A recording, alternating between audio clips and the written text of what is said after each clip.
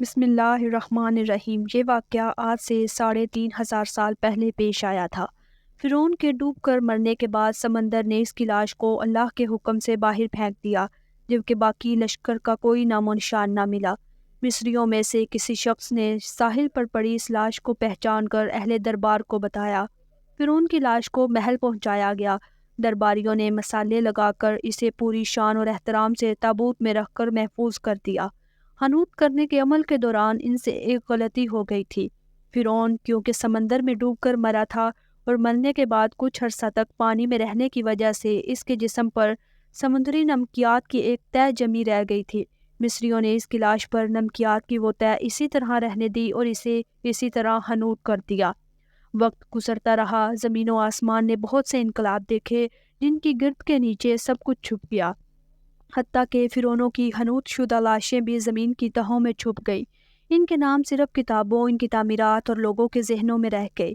اس واقعے کے 2000 سال بعد اس دنیا میں اللہ کے آخری نبی حضرت محمد صلی اللہ علیہ وآلہ وسلم تشریف لائے۔ ان پر نازل ہونے والی آخری کتاب میں فرعونوں کے قصے بڑی تفصیل کے ساتھ بیان کیے گئے تھے، اور اسی سلسلے میں اس فرعون کا جسم محفوظ کرنے کی بابت آیت بھی نازل ہوئی تھی، جس کی سچائی پر سب اہل ایمان کا یقین پختہ تو تھا، لیکن وہ سمجھنے سے قاصر تھے کہ اس خدائی کا دعویٰ کرنے والے کی لاش کہاں محفوظ کی گئی اور کیسے اسے عبرت کا نشان بنایا جائے گا۔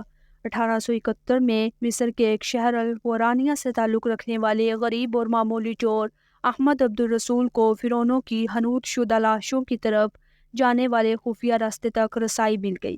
احمد عبد الرسول نوادرات چوری کر کے بیچا کرتا تھا۔ ایک دن وہ دریائے نیل کے کنارے کے قریب مقام تبیسا کے اوپر اسی سلسلے میں پھر رہا تھا جب اسے ایک خفیہ راستے کا پتہ چلا۔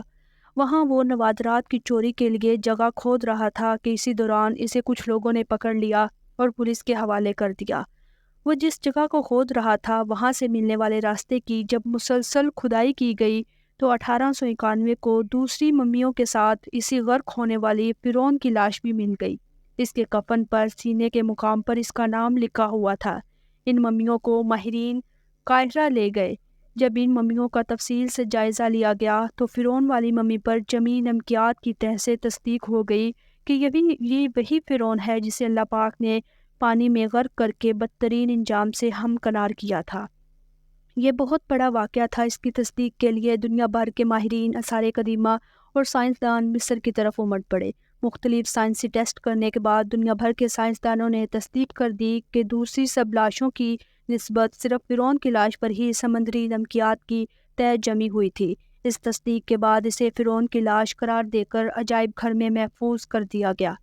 1882 میں فرعون کی ممی خراب ہونے لگی تو اس وقت کی مصری حکومت نے فرانس کی حکومت کو درخواست کی کہ فرعون کی ممی کو خراب ہونے سے بچایا جائے، نیز جدید سائنسی ذرائع سے اس کی موت کی وجہ بھی معلوم کی جائے۔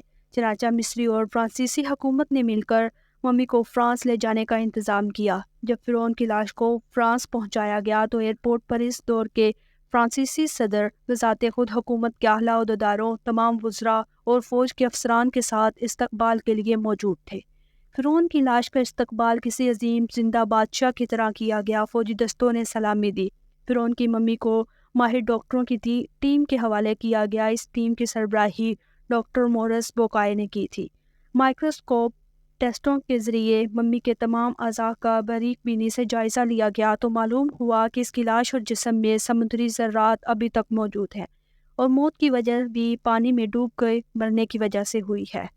ایک بادشاہ کی موت پانی میں ڈوبنے کی وجہ سے یہ ڈاکٹر مورس کے لیے ایک حیرت کی بات تھی۔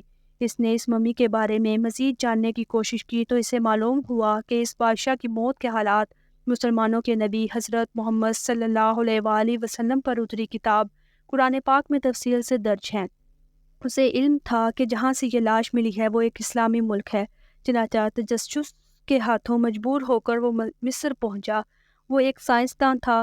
اس نے اس معاملے میں مصر کے ہی ایک سائنسدان سے ملاقات کی۔ سائنسدان نے قرآن پاک کھول کر اسے سورہ یونس کی آیت 90 تا 92 کا ترجمہ لفظ بلفظ سنایا۔ فرعون کا خدائی کا دعویٰ، اس کا پانی میں ڈوب کر مرنا اور پھر پانی سے نکال کر اس کی لاش کا حنوط ہو جانا اور پھر دوبارہ لاش کا ملنا اور پھر اس کی لاش کو جدید سائنسی دور میں دوبارہ محفوظ کیا جانا سب کا اشارہ ایک جانب تھا اور وہ بہت واضح تھا۔ تجھے بعد میں آنے والوں کے لیے عبرت کا نشان بنا دوں گا۔ فرعون کی لاش ایسے محفوظ کر کے دنیا کے سامنے لا کر رکھ دی گئی ہے کہ انٹرنیٹ کی ایک کلک پر، رسائل و جرائد پر، ٹی وی چینل اور عجائب گھروں میں اربوں انسانوں کی آنکھوں کے سامنے کرہ اور قابل ترس حالت میں موجود ہے۔ عبرت کے لیے، سوچنے کے لیے کہ عبادت کے لائق اور ہمیشہ رہنے والا وہی ہے جو سب کا خالق اور رازق ہے۔ ڈاکٹر مورس نے آیت کا ترجمہ سنا تو اسی وقت پکار اٹھا، قرآن سچا ہے، کلمہ پڑھا اور مسلمان ہو گیا۔